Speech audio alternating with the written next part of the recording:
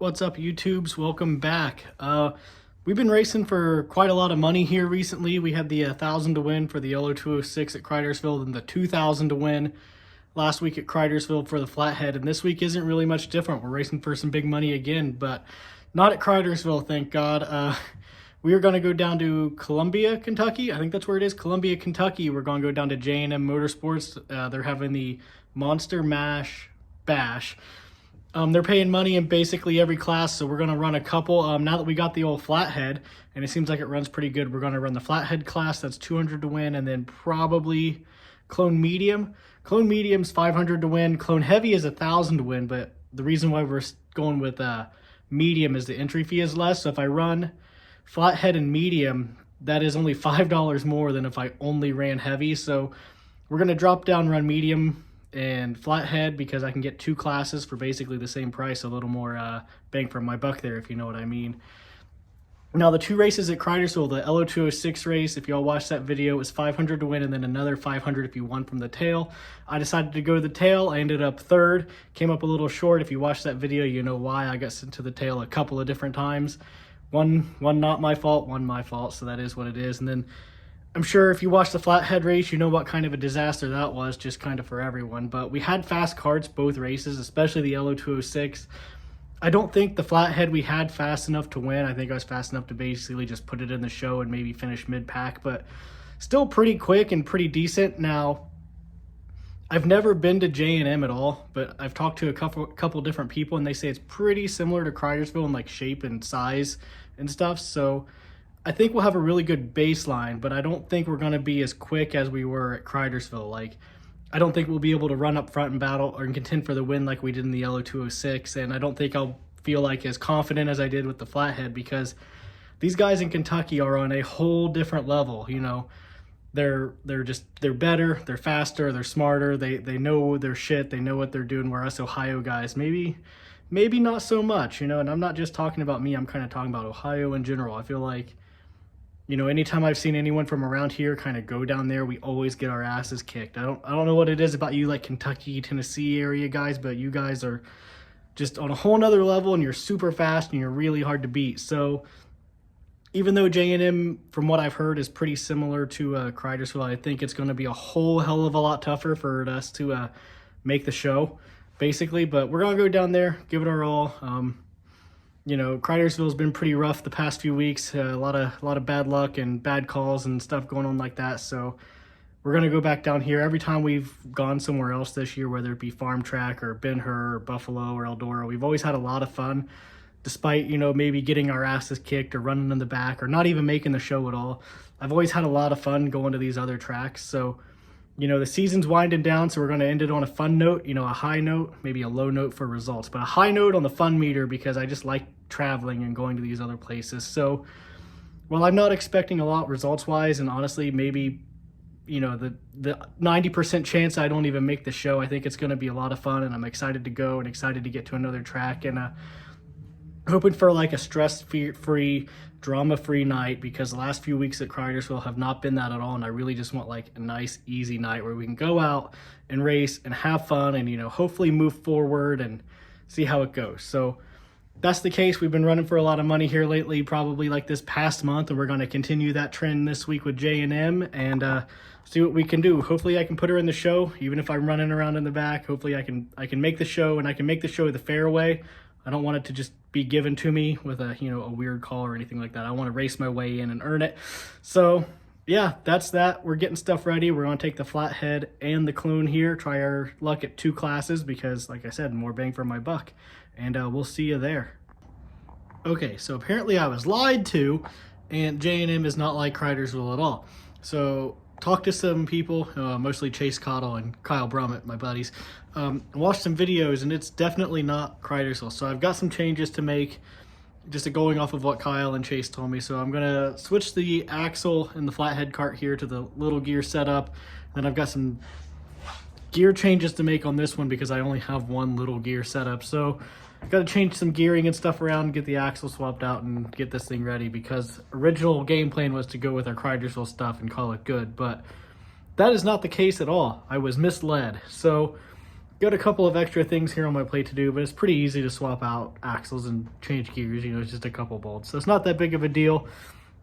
Just a little extra, but nothing crazy. So yeah, that's where we're at. Got some more work to do.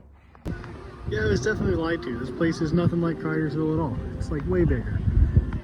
Also, it's set up real weird because there's this giant hill here, and they pit on both sides. So I guess there's 2 entrances, 2 exits, 2 sets of scales, basically 2 everything.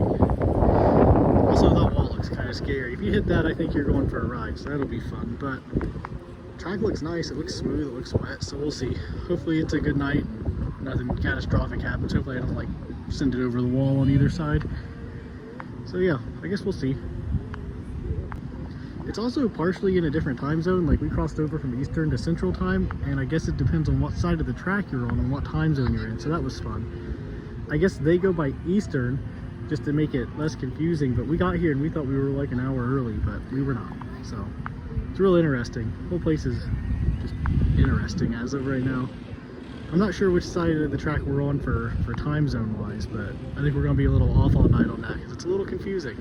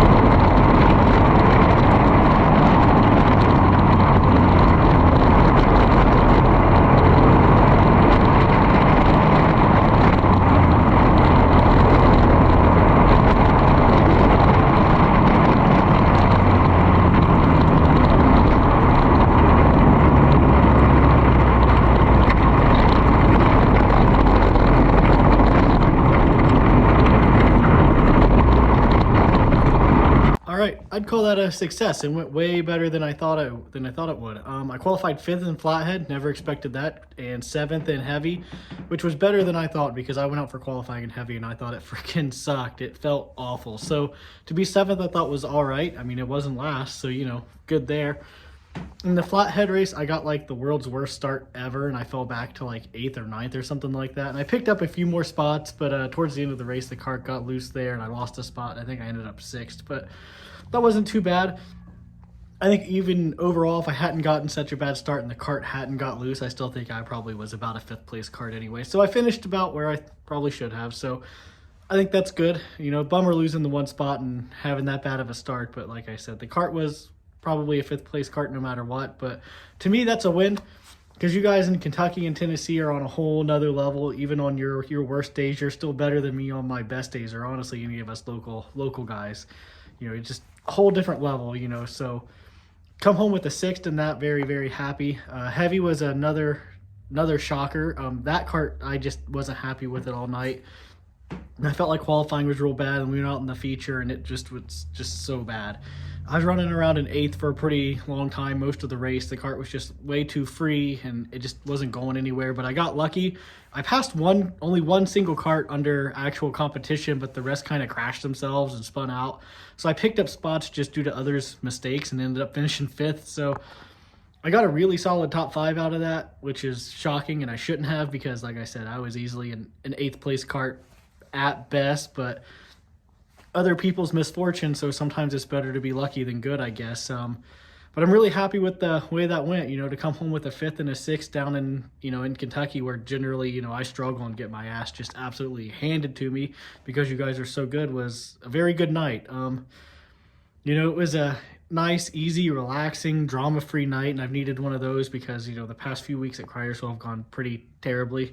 Even if we've been fast, they just haven't gone good. So to have like a smooth, solid night was really nice and a good change, and a nice way to end the season because that is possibly our last race. I'm not really sure yet. We might go to Clay City next week, but that's very, very, very up in the air. I'm not really sure. So if that was our last race of the year, I'm very happy with the way it went and glad to end the season on a high note, at least a high note for me. I know maybe some of you guys that are race down there all the time look at maybe a 5th and a 6th as a bad night, but for someone like me to finish 5th and 6th against that kind of competition is a good night. So, you know, if that is our last race, I'm happy that that's the way it ended, and if it's not our last race, I'll see you at Clay City. But that's very up in the air.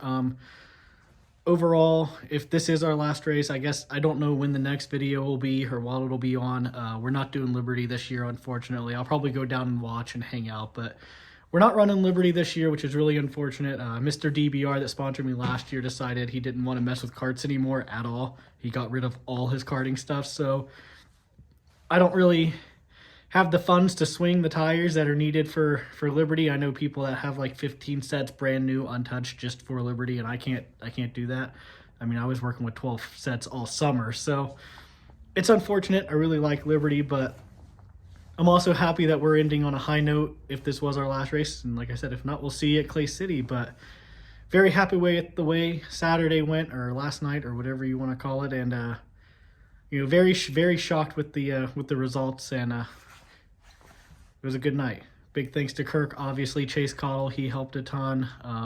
The guys that let me borrow their starter, the flathead. I don't know your names, I'm sorry, but if it wasn't for you, I wouldn't have been able to run flathead because my starter didn't work. So thanks to everyone involved. Thanks to everyone that helped out this season. Maybe we'll see you next week at Clay City. Maybe we won't, but thanks for watching.